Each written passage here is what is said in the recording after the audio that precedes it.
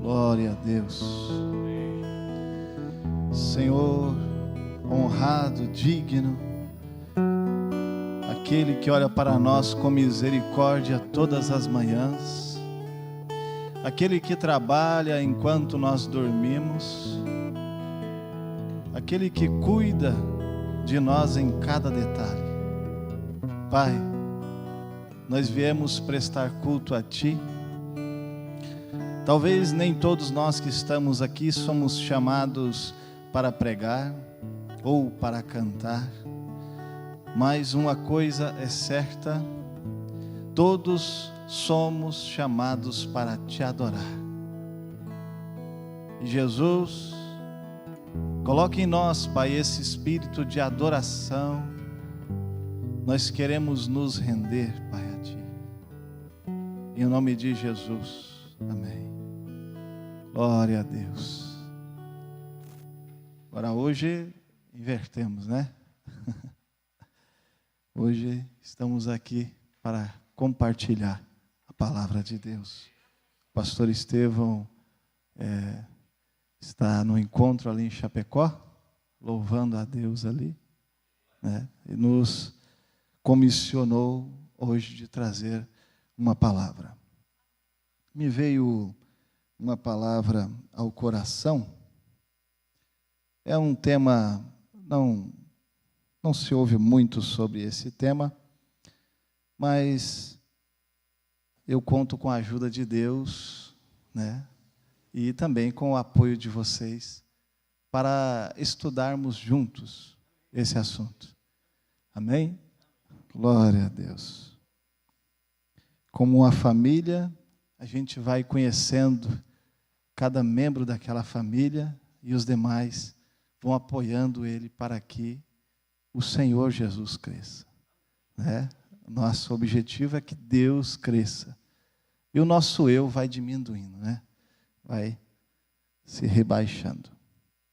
Então vamos nos colocar de pé para ler uma escritura.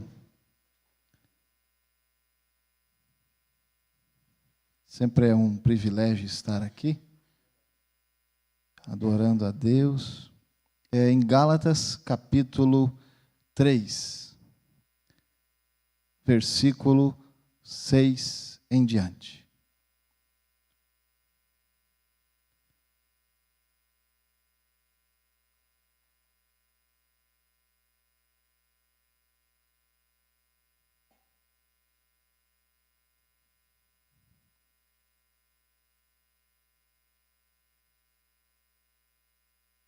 Todos encontraram?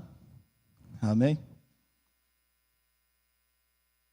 Gálatas, epístola de Paulo aos Gálatas, Novo Testamento, logo após Romanos, 2 Coríntios ali, 1º, 2 Coríntios e Gálatas.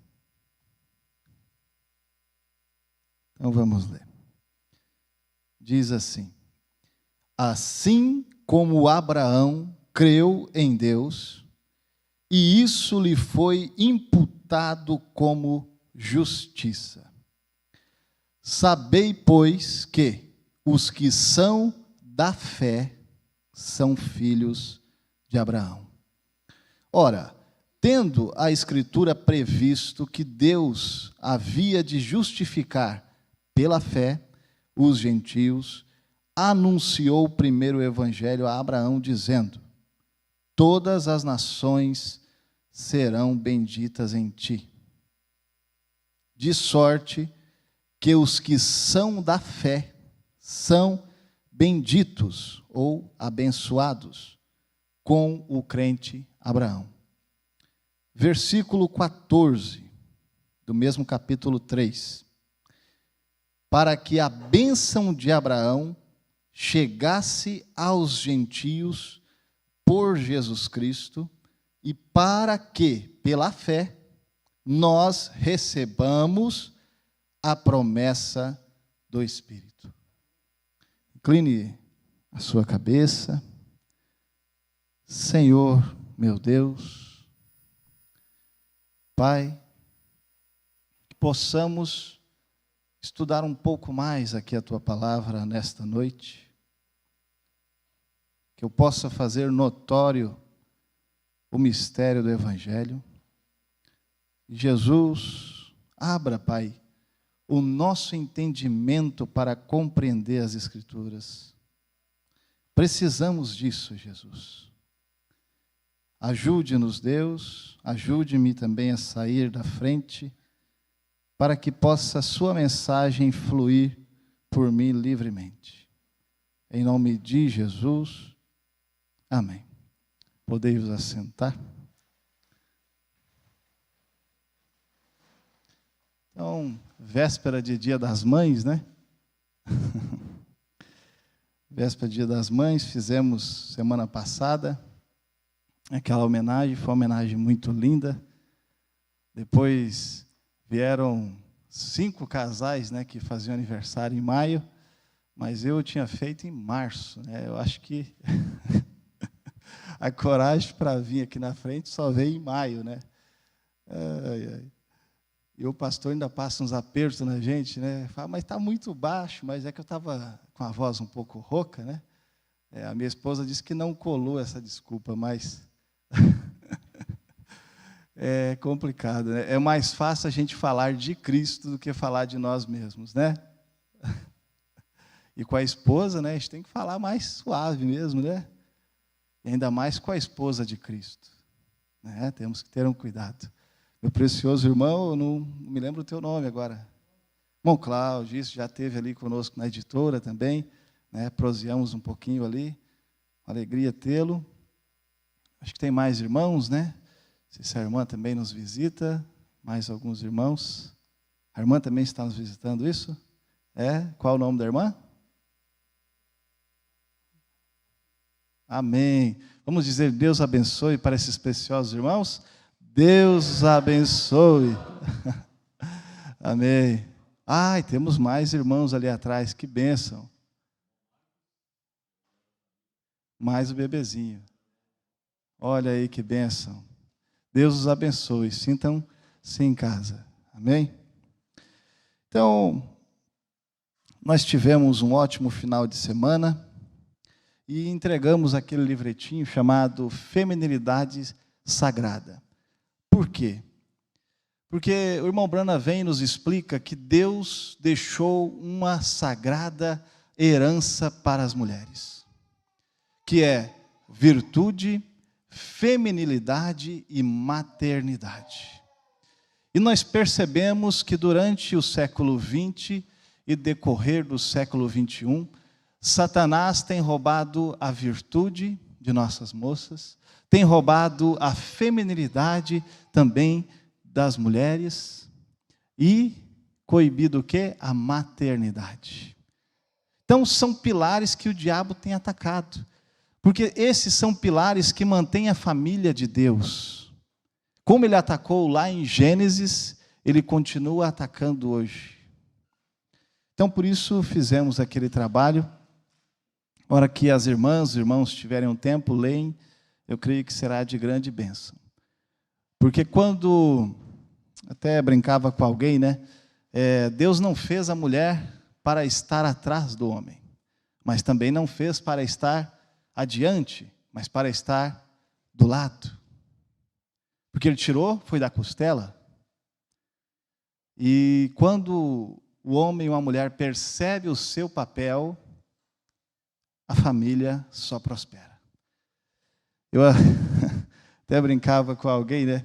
Essas mulheres que deixaram o seu chamado de ser feminina e passaram a ser ditas, né, masculinas, e fazem um esforço tão grande para parecerem macho, né?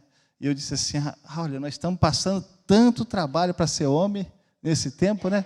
E as mulheres querendo ser homem. Porque ser homem não é ser do sexo masculino. Ser homem é ter hombridade. É realmente ser um cavalheiro. É realmente, quando a mulher estiver atrás, é porque você está protegendo ela. Amém? Esse é o trabalho do homem.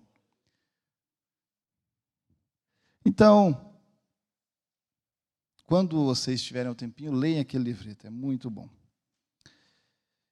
Eu gostaria de falar hoje sobre o dízimo. É um assunto altamente espiritual e é um assunto que muitos de nós cristãos somos provados.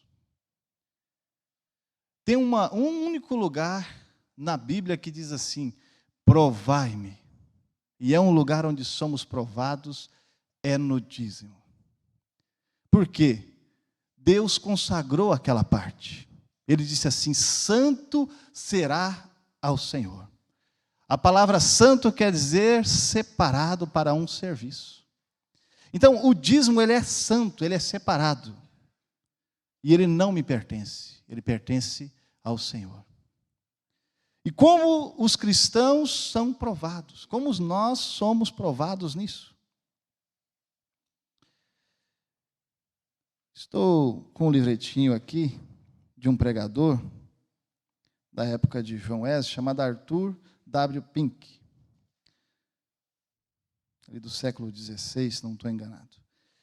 E ele diz assim: há poucos assuntos sobre os quais o próprio povo de Deus é mais enganado que sobre o assunto do dízimo.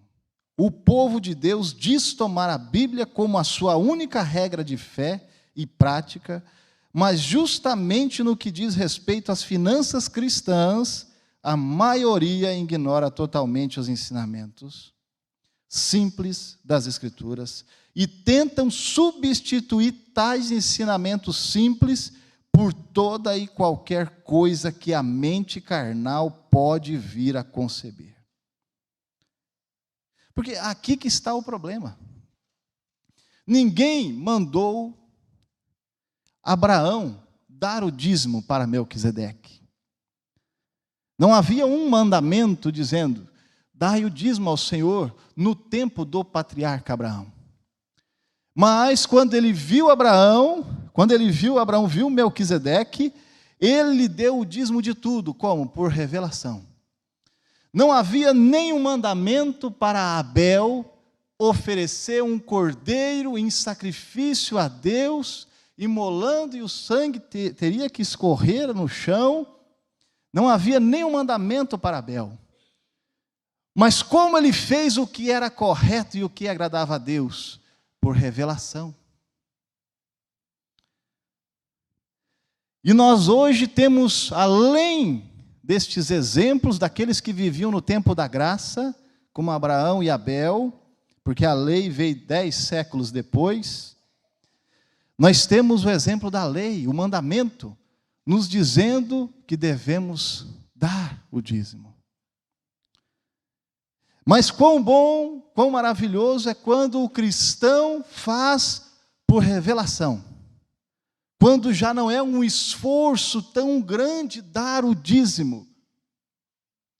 Isso eu estou falando só do dízimo. O dízimo é 10%. A palavra dízimo quer dizer 10%. Vem de décimo. Então eu achei isso muito interessante. Eu separei também alguns parágrafos da mensagem do irmão Branham. Eu sei que é um assunto que vai exigir um pouquinho de vocês. Né? Talvez não seja um tema que eu vou ouvir tanto amém, tanto glória a Deus, mas o Senhor falou ao meu coração sobre esse assunto. Então, tem alguém aqui que precisa disto, né? E o irmão Branham disse que a mensagem mais sobressalente que Jesus entregou, ele entregou numa noite escura, dentro de uma cabana, para um homem só chamado Nicodemos. Necessário vos é nascer de novo. Olha o valor. Mas Jesus poderia ter esperado a igreja estar cheia, quem sabe no domingo, quem sabe no domingo de ceia. Aí Jesus traria aquela mensagem sobressalente. Mas ele valorizou aquela audiência de uma pessoa. Aleluia. Assim como Deus tem valorizado vocês. Amém? Vocês creem que Deus está neste lugar? E que Deus tem o pleno controle de todas as coisas? Inclusive do pregador? Amém? Eu também creio nisto. Aleluia. Assim, não é de admirar que a maioria dos trabalhadores cristãos hoje em dia estão sofrendo com a falta de fundos.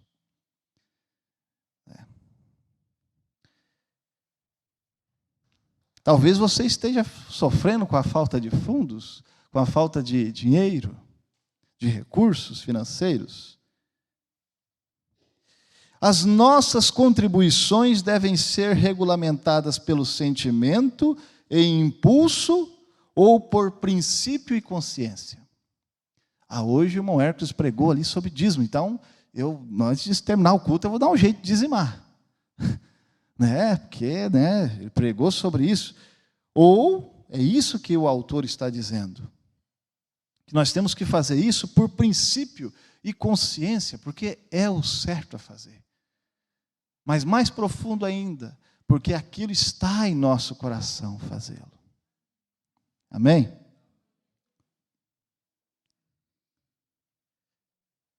Isso é apenas outra maneira de perguntar. Será que Deus nos deixa ser guiados pelo espírito de gratidão e generosidade? Ou definitivamente Ele tem declarado o seu desejo e particularizado qual parte de suas dádivas nós devemos a Ele? Certamente Deus não nos deixou esse assunto importante sem ter nos também dado a conhecer a sua vontade. A Bíblia foi dada para ser uma lâmpada para os nossos pés. E, portanto, ela não pode nos deixar no escuro a respeito de qualquer obrigação ou privilégio. Não é só obrigação, tem privilégio também. Deus não fica devendo mesmo nada para ninguém. Quando nós tiramos de R$100, tiramos R$10 e entregamos como dízimo, vocês acham que aquele R$10 vai fazer falta? Não fará falta. Não fará. Porque Deus, Ele não precisa de dinheiro. Ele é o dono do ouro e da prata. Mas Ele nos prova em todas as coisas. Ele quer saber aonde está o nosso coração. Se o nosso coração está nas riquezas ou se o nosso coração está em servi-lo. Se nós somos representantes de Deus aqui na terra, ou se nós estamos como Judas, tirando dinheiro escondido ali. Por quê? A Bíblia nos chama de mordomo. Mordomo, ele não é o dono. Mordomo é o administrador. Né? O Reginaldo, administrador aqui da igreja. Então ele sabe, aquele dinheiro ali não é dele. Ele está administrando para a igreja. E o nosso dinheiro, diz a Bíblia, não é nosso. Se tudo pertence ao Senhor, é dele. Como nós estamos administrando o dinheiro de Deus? Será que nós estamos sendo bons mordomos? Ou será que nós estamos fazendo como Judas e sempre que possível nós... Ou, como diz o autor, será que estamos sendo guiados pela inspiração? Ou como disse Jesus, quando fazemos algo, temos que fazer e aquilo tem que aparecer.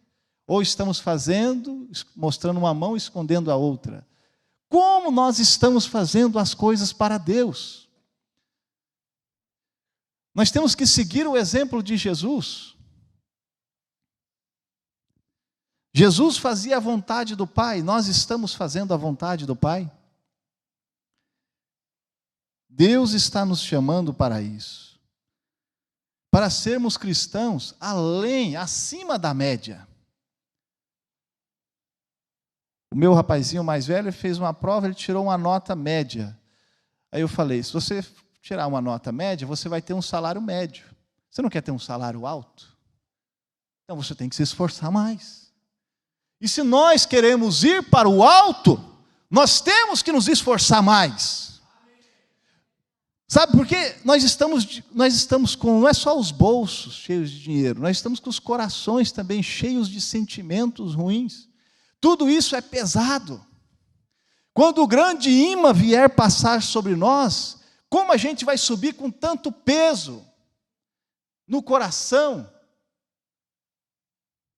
Nós não vamos levar aquela casa, não vamos levar o sítio, não vamos levar nada disso, não vamos levar o carro. Enquanto estivermos aqui é bom. Jesus falou assim, me pega lá um jumento que nunca foi montado, eu quero o melhor. Quando você for arrumar a sala para ceia lá, vai em tal lugar, porque aquela lá ninguém nunca usou. Jesus usou o melhor. Mas ele não se preocupou em levar para lá. Ele sabia da missão dele. E nós temos que saber a nossa missão aqui. O que é a vida eterna? Irmão Cláudio pregou esses dias. É dar a vida pelo próximo. É o que São João diz, que o irmão Brana fala também. Então, ele nos diz o seguinte aqui.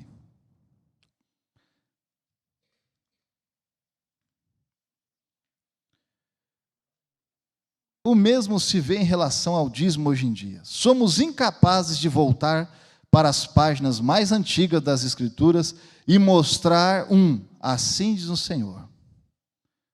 Um mandamento definitivo onde Jeová tinha declarado sua vontade e exigido que seu povo oferecesse a ele 1/10 de todo o seu ganho.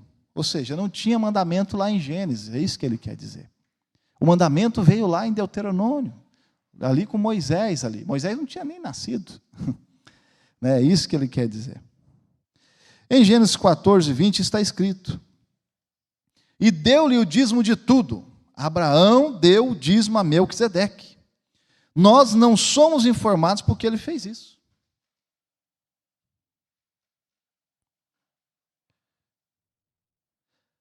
Mas ele estava agindo de acordo com a vontade de Deus e que estava realizando aquilo que a mente de Deus lhe tinha revelado. Irmãos, é isso que eu estou dizendo. Nós chegarmos ao ponto de fazermos todas as coisas porque Deus nos revelou. Porque Deus nos mostrou.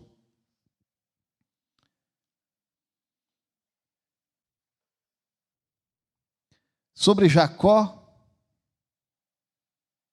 em Gênesis capítulo 28, 19, diz assim: e chamou o nome daquele lugar Betel.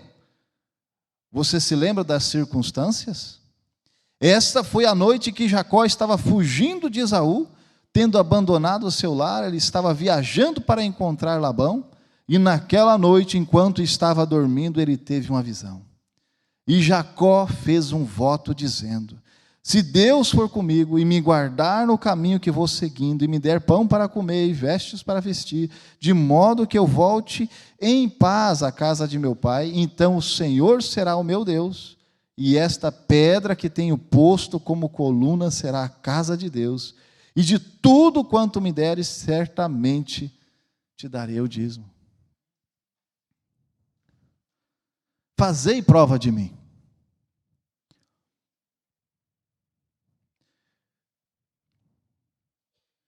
Às vezes eu vou em algumas igrejas, prego, não comento muito das literaturas, né? Mas esse aqui é um livreto, Tu Serás uma Bênção. Eu iniciei esse livreto aqui há cerca de 20 anos atrás, quando eu não era um dizimista fiel, nem um ofertante liberal.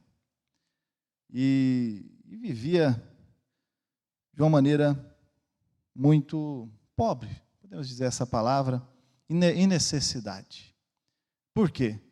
Porque eu não praticava, eu era um jovem, não era um dizimista fiel, ou um ofertante liberal.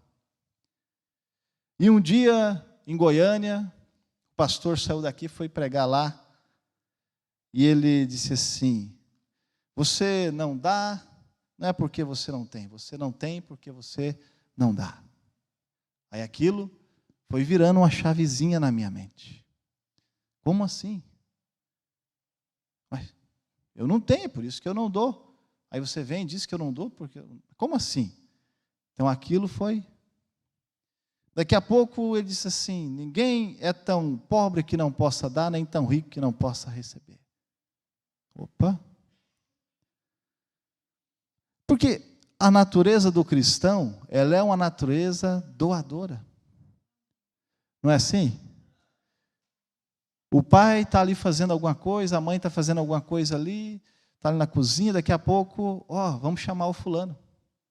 fazendo um churrasquinho. Opa, será que o fulano não pode passar aí? Por quê? Porque a nossa natureza, quando o mal não está incrustado em nós, que nos faz afastar de todos, é justamente acolher, é justamente ajudar. Amém? Então, eu iniciei esse livreto lá em Goiânia, lá uns 20 anos atrás. Tu serás uma bênção, fiz um folheto, mas não está pronto ainda, né? Não está pronto. Mas, porque eu queria entender o que estava acontecendo comigo. E eu vi a Escritura dizendo que a minha situação poderia ser revertida, mas nós viemos numa cultura católica, que quanto mais pobre, mais fé você tem. Será que é assim? Será que quanto mais pobre, mais humilde eu sou? Eu conheço pessoas que não têm uma bicicleta, e são tão arrogantes, são tão insubmissas, tão desrespeitosas. E eu conheço pessoas que têm vários carros e prédios, e são pessoas tão humildes, tão simples, tão tratáveis. Então, não é o que eu tenho externamente, é o que eu tenho interiormente. É o peso do que eu tenho está causando na minha vida. Que peso tem? Eu tenho uma bicicleta, que peso que tem isso? Eu tenho um carro, eu tenho uma moto, que peso que tem isso? Eu tenho um bom salário, que peso que tem isso em meu coração? Me fez mudar para pior ou para melhor? São perguntas que eu tenho que fazer. Porque é melhor eu entrar no reino, faltando uma orelha, faltando um olho, faltando um pé, do que ir com tudo isso para o inferno. As bênçãos de Deus são para nos achegar, nos aproximar de Deus, não para nos afastar de Deus.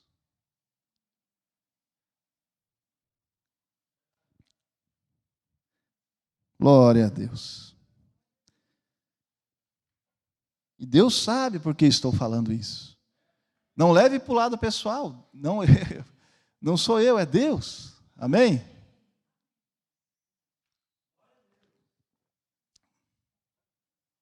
Poderia trazer uma mensagem mais avivada. Poderia pregar um outro tema. Mas aqui justamente o irmão Branham fala isso. Ele diz que os pregadores estão com medo.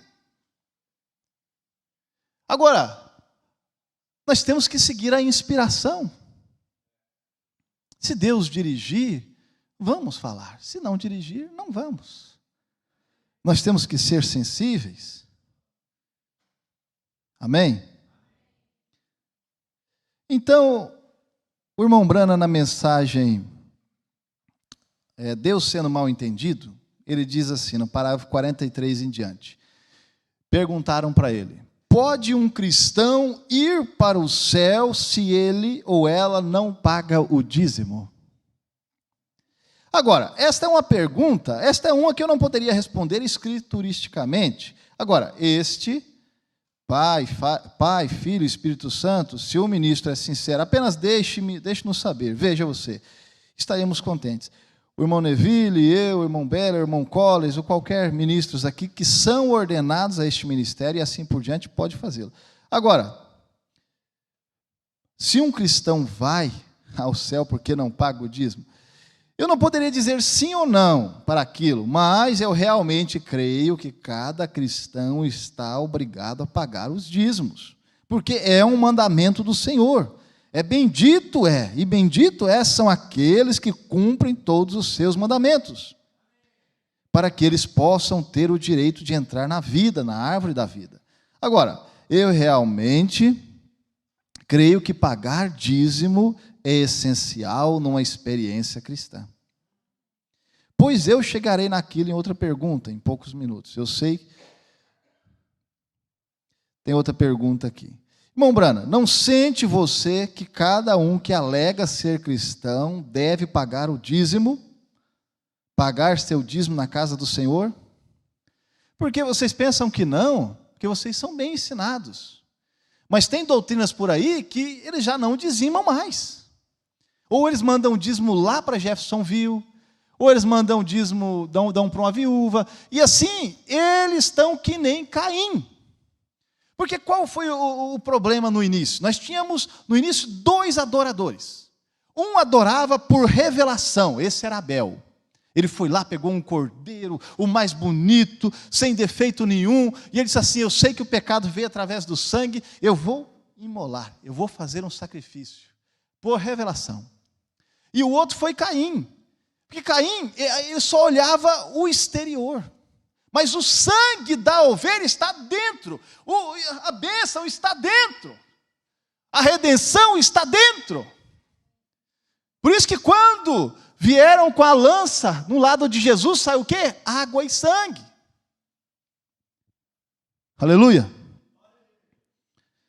Mas Caim, ele estava olhando somente o exterior. Ele fez uma boa plantação, fez uma boa lavoura, o pomar dele estava muito bonito. Opa, como Deus vai gostar dessas maçãs, como Deus vai gostar aqui dessas uvas.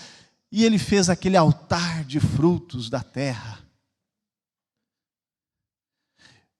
Na cabeça dele, aquilo era que estava bonito. Ele não via que tinha pecado para ser redimido. Ele não via que tinha um pecado ali que tinha que ser perdoado. Ele não via isso. Por quê? Porque Caim era do maligno. E quando Caim viu que Deus se agradou da oferta de Abel, o que aconteceu com ele?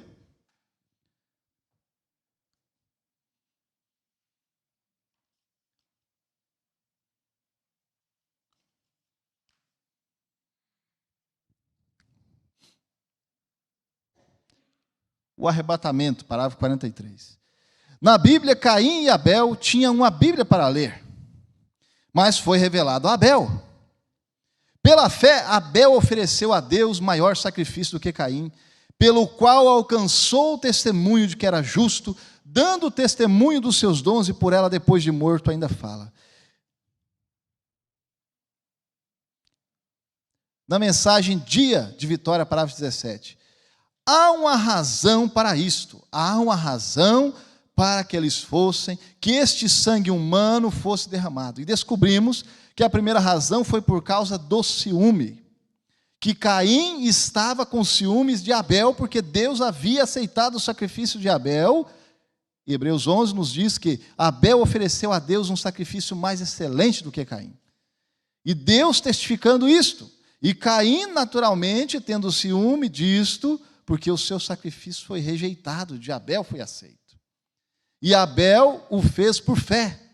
A Bíblia diz que ele o fez por fé. Vendo aqui os 2 rapazes, estavam tentando encontrar graça diante de Deus para voltar, porque eles sabiam que eles eram recém-saídos do jardim do Éden, do jardim da vida. E eles caíram do outro lado através da transgressão de seus pais. Os tinha feito sujeitos à morte, exatamente como todos nós estamos de pé nesta manhã, sujeitos à morte. Eles queriam saber como voltar àquele lugar onde poderiam encontrar vida novamente, e fazendo isso eles estavam tentando encontrar graça diante de Deus. E Caim ofereceu um lindo sacrifício de flores e de frutos do campo, ou seja, o que foi que ele colocou sobre o altar. Mas Abel, através da revelação espiritual, lhe foi revelado que ele não havia sido nenhum fruto do campo que causou a morte. Não foi uma maçã que Eva comeu. Não foi uma maçã que Eva comeu. Oh, aleluia.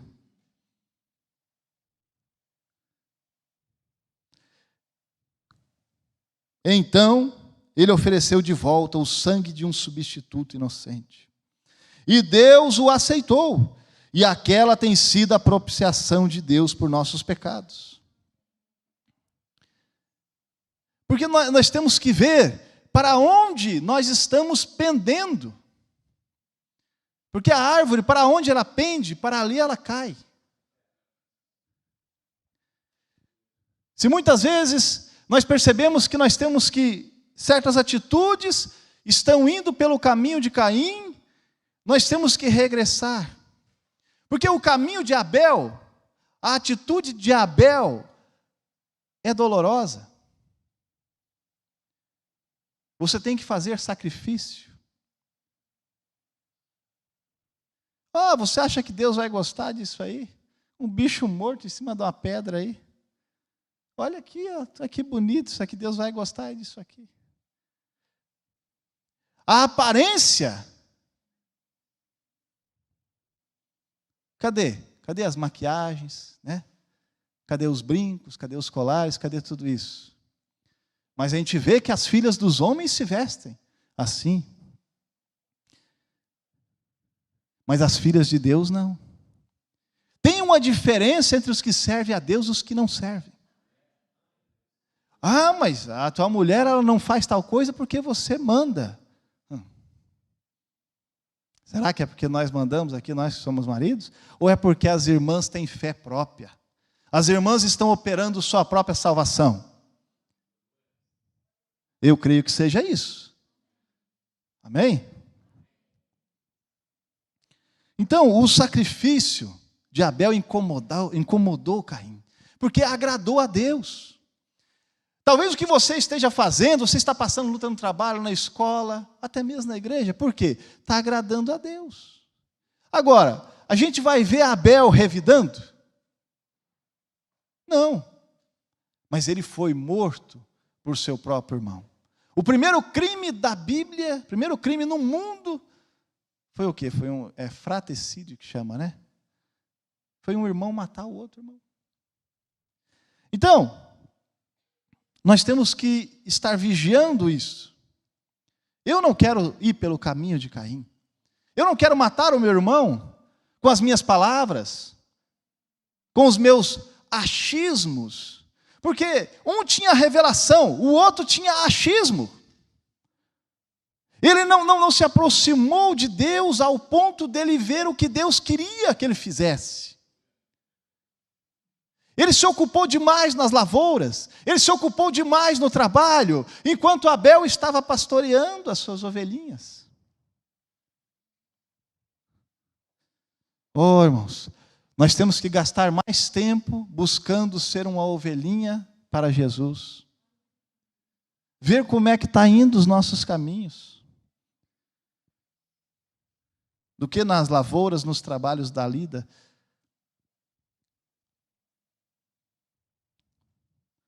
Aleluia.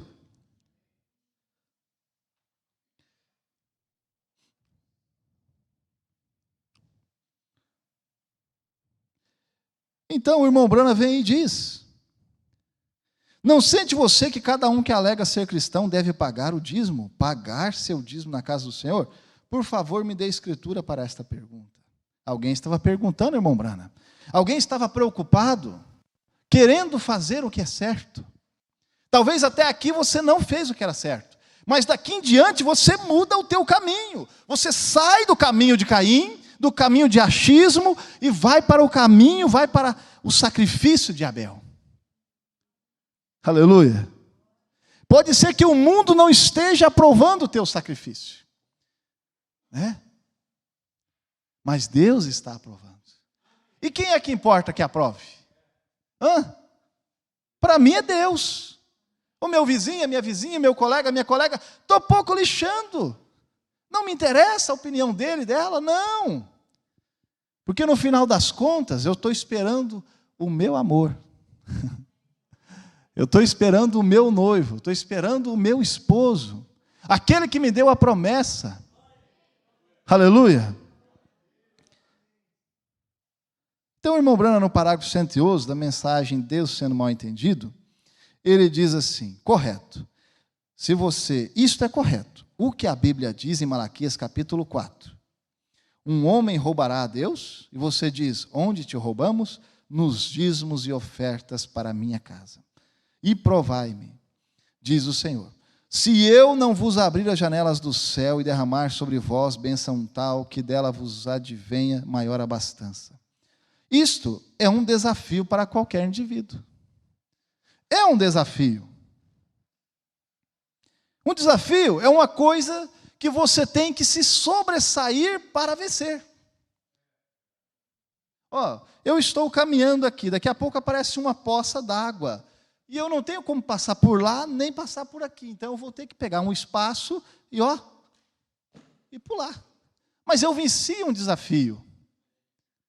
E esse é um pequeno desafio, que é só 10%. E a oferta, que é proporcional ao que eu ganho. Quando veio aquela viúva na frente, deixar aquelas moedinhas ali,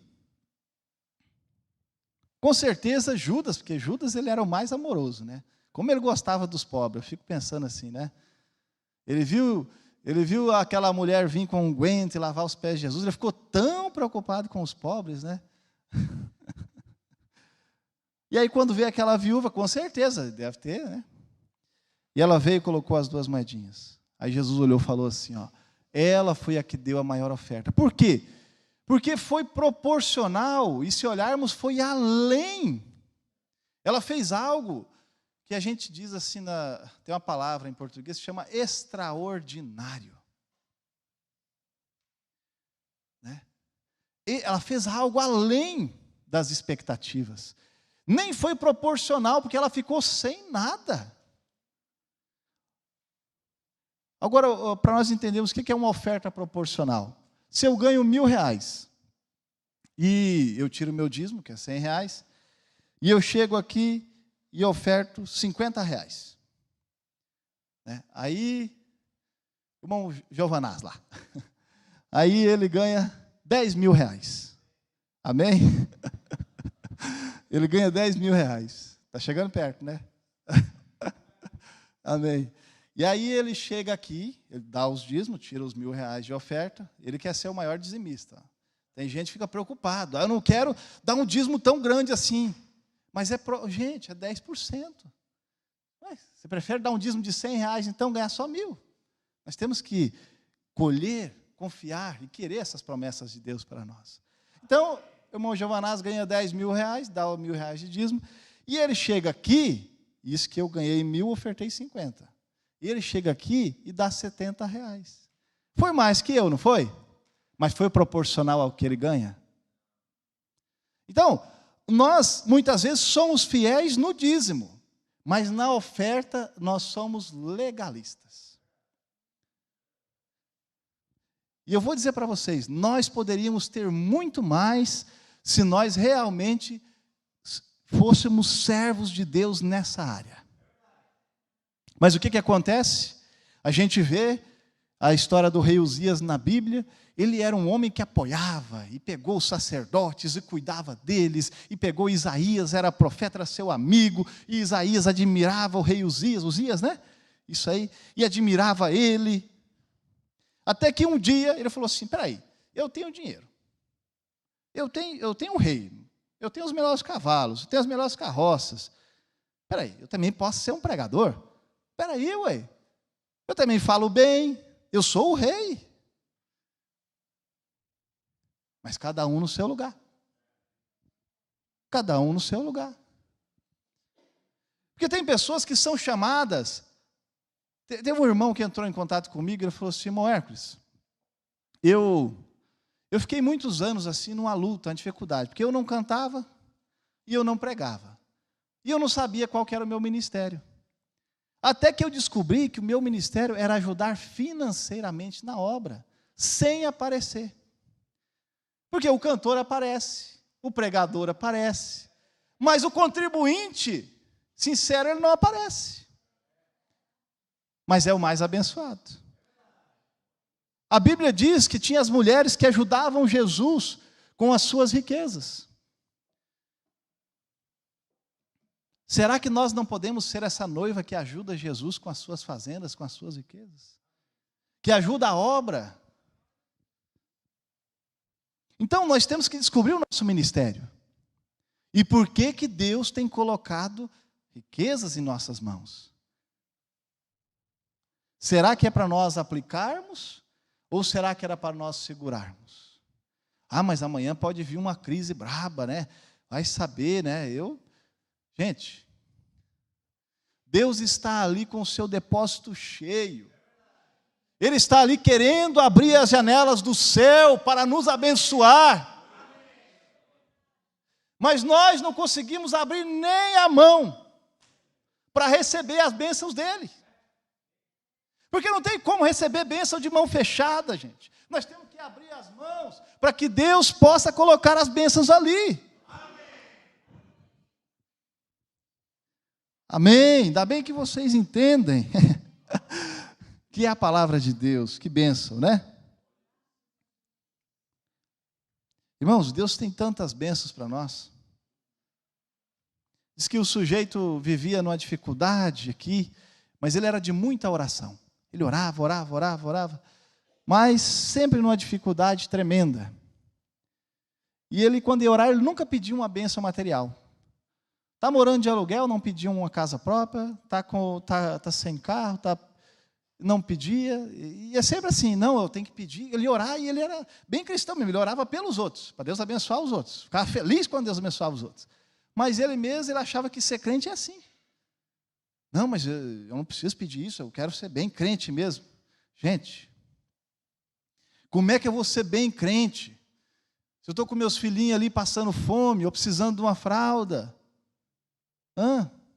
ou a mulher precisando, as crianças precisando de uma roupa, como é que eu vou ser crente desse jeito? Passando tanta adversidade.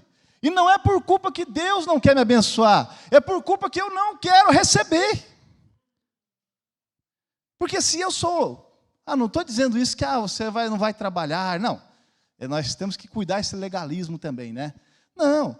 Agora, se você trabalha, às vezes nós estamos trabalhando e nós estamos comendo o pão da angústia. A Bíblia fala disso. Mas a bênção do Senhor, diz a Bíblia, ela traz sossego.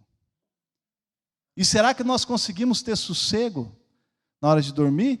Ou nós estamos preocupados com a fatura que vai vencer amanhã, né? Ou com a prestação do consórcio vencer amanhã. Né? Nós estamos confiando em Deus, nós estamos trabalhando e sabendo que Ele vai abençoar as obras das nossas mãos. Nós temos que confiar em Deus. Quem aqui já foi curado de alguma enfermidade? É a mesma fé. Não existe duas fés. Tem uma fé para ser curado, aí tem uma fé para receber uma bênção financeira, você tem uma fé para receber um dom. É a mesma fé. Amém?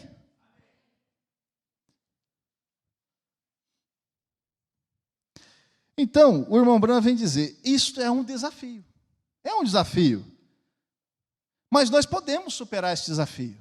Não podemos? Nós podemos.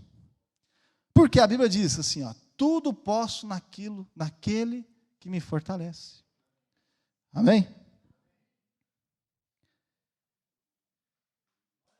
E se eu simplesmente tivesse tempo e não tivesse que entrar nessa pequena escritura que eu gostaria de entrar nos próximos 10 minutos, eu gostaria de lhes dar um testemunho pessoal de como eu estava até mesmo com fome.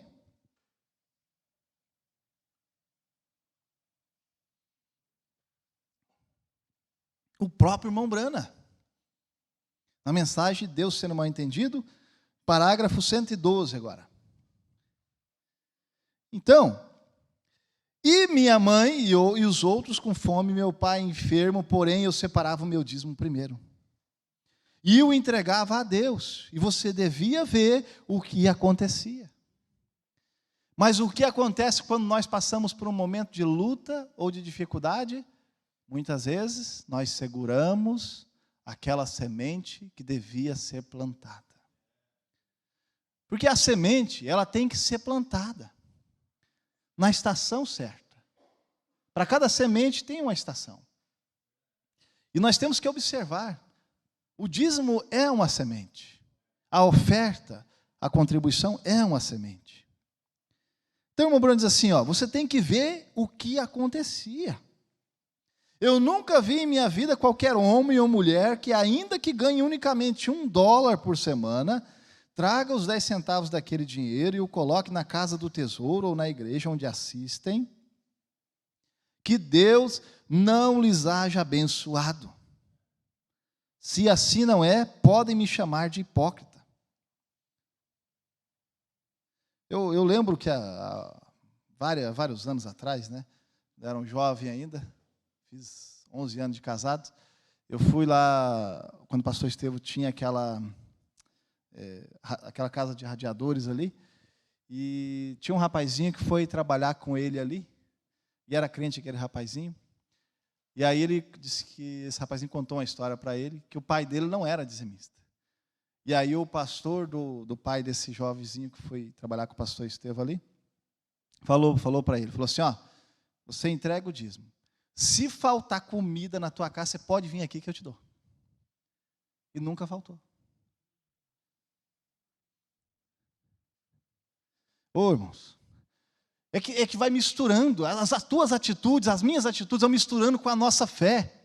Você começa a dizimar, você começa a ofertar, você começa a fazer coisas extraordinárias, vai misturando com a fé, você vai se sentindo melhor, você vai se sentindo capaz, e você vai agindo além das expectativas, e Deus vai te abençoando, porque você já está se sentindo abençoado. Opa, eu sou dizimista, eu sou ofertante, eu sou abençoado. Aleluia! Irmãos, e Deus pode dar tudo para nós. Não passava o profeta todo dia ali, e aquele casal sem filhos, e olhou e falou, opa, temos que ajudar esse homem de Deus aqui, espera aí. Foram lá, fizeram um quartinho, acolheram ele. E aí, porque assim, irmão, quando a gente faz alguma coisa para Deus, Deus fica assim pensando, o que eu posso fazer para retribuir aquela alma generosa? O que eu posso fazer? Os anjos ficam ali conversando com Deus, como eu posso abençoar aquele meu servo? Ele está se parecendo tanto comigo, porque Deus deu o que tinha de melhor para nós, diz o irmão Brana, era a vida eterna, e a vida eterna é Jesus Cristo. Deus, ele sempre sai na frente, ele sempre tem a contrapartida. Nós o amamos porque primeiro ele nos amou. Aleluia. E ela foi e fez aquele quartinho e acolheu aquele homem de Deus. E depois ele perguntou para o moço, falou, por que nós podemos fazer por ela? Não, eles têm tudo aí.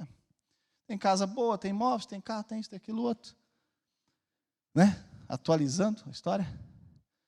Aí o moço olhou, se não me engano foi Geazi, e falou, reparei que eles não têm filhos. Porque é assim, irmãos. Às vezes você faz uma coisa natural, mas Deus, ele quer que você seja pleno, ele quer que você seja completo. Ele quer te atingir com uma bênção de alguma maneira.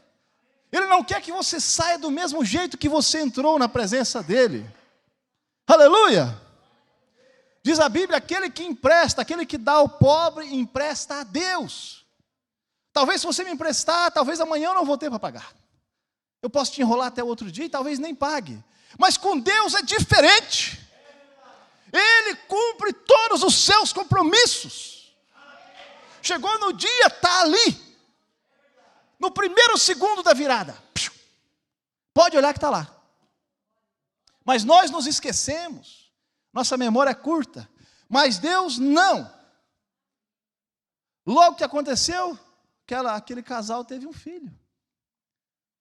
O que aconteceu com o carcereiro, que tratou humanamente Paulo e Silas ali, e se arrependeu dos seus pecados.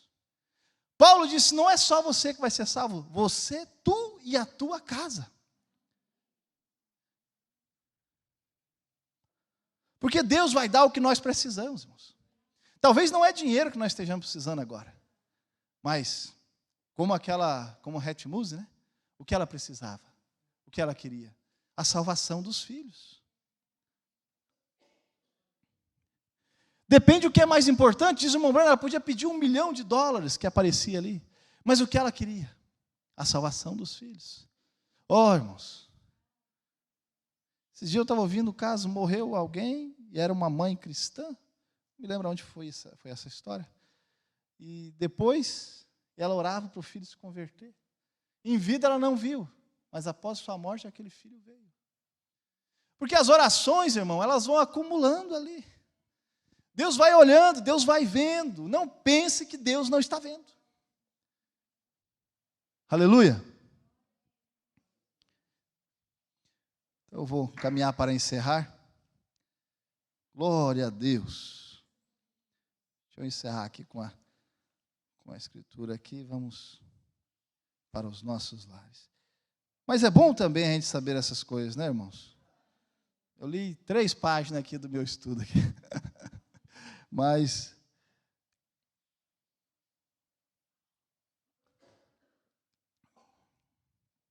o tempo, né?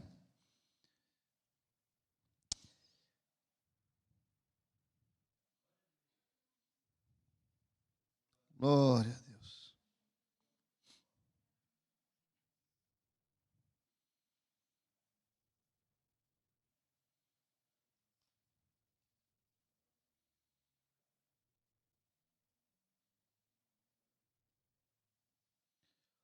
Aleluia.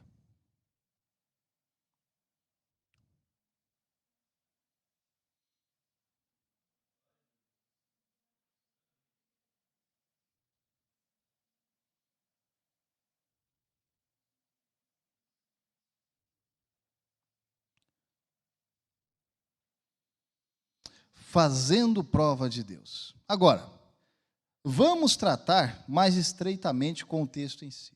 Há 3 coisas que eu desejo que você observe com cuidado. Trazei todos os dízimos à casa do tesouro, para que haja mantimento na minha casa, e depois fazei prova de mim, diz o Senhor dos Exércitos. Malaquias 3:10.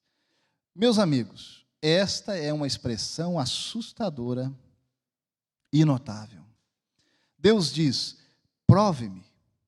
Estas palavras significam o seguinte: coloque o Todo-Poderoso em julgamento. Isso seria pecado, seria absolutamente mal qualquer criatura fazer isto, a menos que ela tenha sido definitivamente ordenada a fazer isso. Fazei prova de mim, com o dízimo. Em outras palavras, o nosso texto nos diz colocar Deus à prova para testá-lo e ver o que Deus vai fazer. Estamos convidados a dar-lhe 1/10 de nossa renda, e em seguida ver se Ele permitirá que sejamos perdedores. O que Paulo diz? Paulo nos chama de mais que vencedores. Aleluia. Fazei prova de mim, digo-vos, meus amigos, a minha alma está maravilhada pela condescendência incrível do Altíssimo ao colocar-se em tal posição. Ou seja, Deus não está em par de igualdade conosco. Olha quem é Deus, olha quem somos. Deus nem sequer pode ser visto. Ele foi revelado em seu Filho, mas Ele não pode ser visto a não ser em Jesus. Ele habita na luz inacessível, disse Paulo. Mas Ele foi e colocou-se frente a frente conosco. Fazei prova de mim. Fazei prova de mim. Isso não é tremendo, irmãos? Que Deus Criador tão tremendo, tão grandioso, tão justo e tão humilde. Aleluia.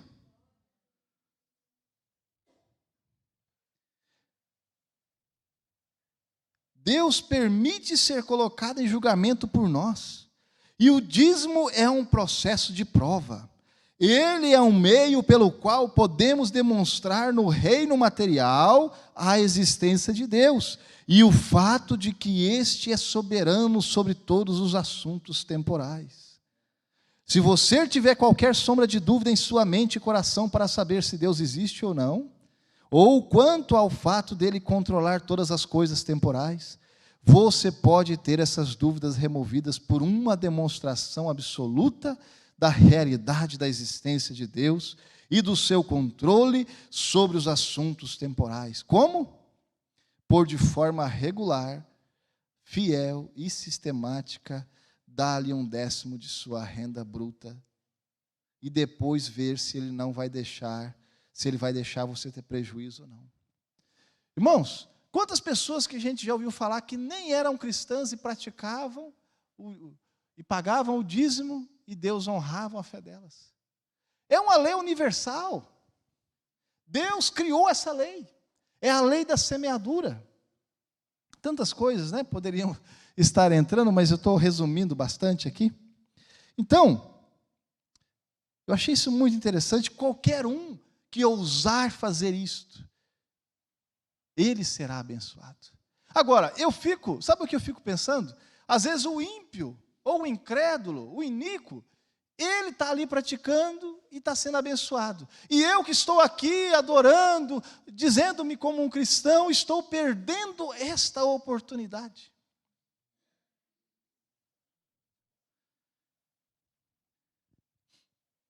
Irmãos, vocês acham?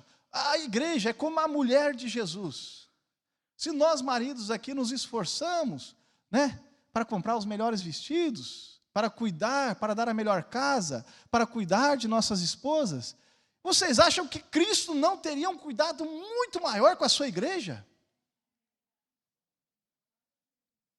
Né? O jovenzinho recém casou aí,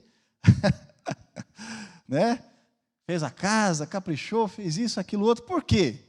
Agora imagina Deus. Imagina o marido Jesus. Aleluia. Estou encerrando aqui, irmãos.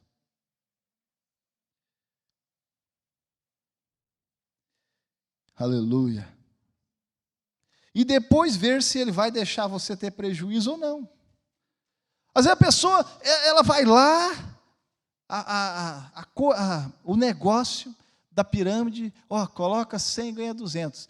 Ele tem uma fé naquilo tremenda. Quando a gente sabe que até mesmo o mercado financeiro, com muito custo, paga 1% ao mês, 1,5%, e ela está ganhando 100% ao mês.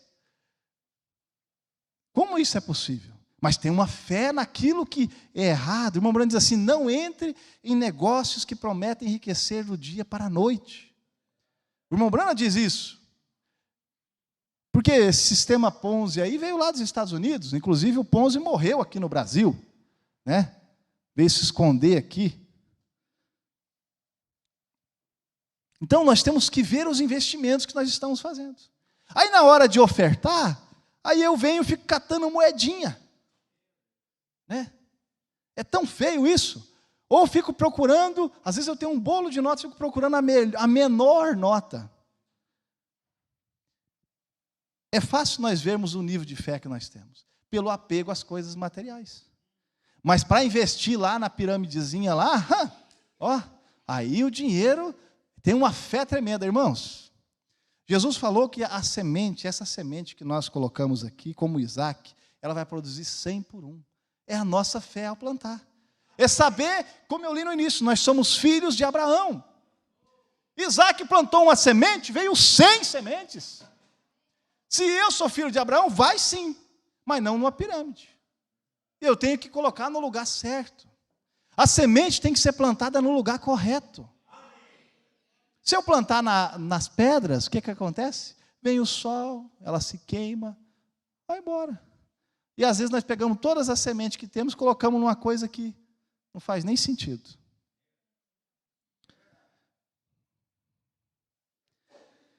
Então, encerrando aqui, eu achei isso muito, muito lindo, né? Então, por de forma regular, sistemática, fiel, dá-lhe 1/10 de sua renda bruta e depois ver se ele vai deixar você ter prejuízo ou não. Provando assim se ele honra aqueles que o honram. Provando se ele vai deixar se ser devedor a qualquer homem.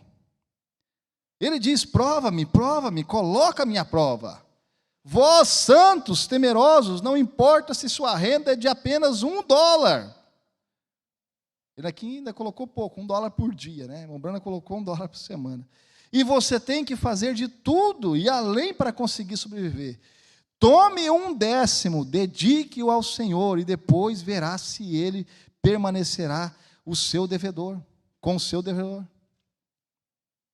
Fazei prova de mim. Dedique-se ao Senhor e depois verá se ele permanecerá como o seu devedor. Ou seja, Deus vai ficar devendo para nós.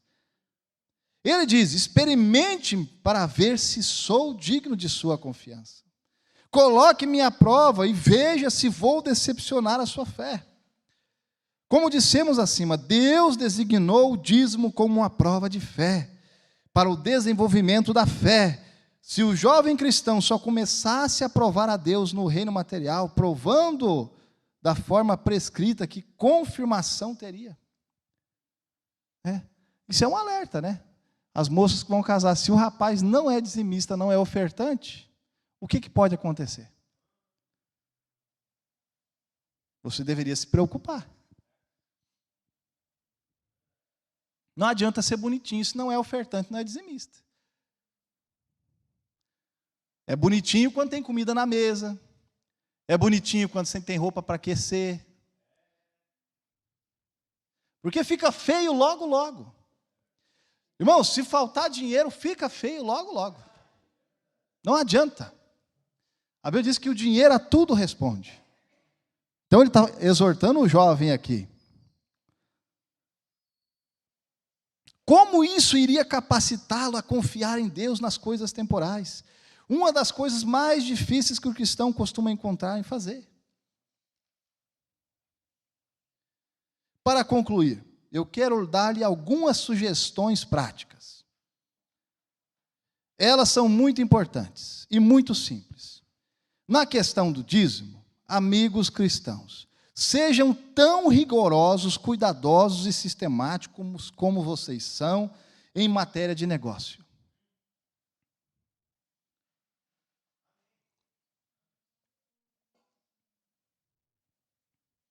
De fato, seja mais ainda, pois não é o dinheiro do mundo, nem o seu próprio, mas é o dinheiro do Senhor que está envolvido. Não confie na memória. Há alguns cristãos que dizem, bem, eu nunca me preocupei em manter todos os registros, mas tenho certeza de que se eu tivesse feito assim, seria constatado que eu tinha dado pelo menos 1/10 para o Senhor.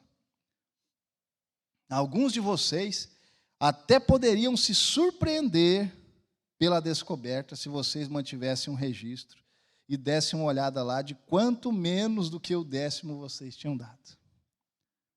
Interessante isso, né?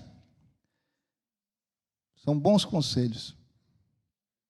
Em primeiro lugar, gostaria de sugerir isto. Crie o hábito de tirar 1/10 de todo o dinheiro que vocês receberem, como salário ou presentes. Isso é outra coisa. Dificilmente nós vamos dar um dízimo de um presente. Alguém chega ali e te dá uma camiseta nova, você não vai, foi R$100 essa camiseta, eu vou tirar R$10. Dificilmente, né? Um vestido, ou o que é que seja, né? Então, agora, ele está nos aconselhando até mesmo disso. Irmãos, quando a gente vai chegando perto dessa luz, assim, sabe, essa luz do Espírito Santo, vai chegando perto de Cristo, a gente vai vendo assim que a gente não é tão branquinho como a gente pensava.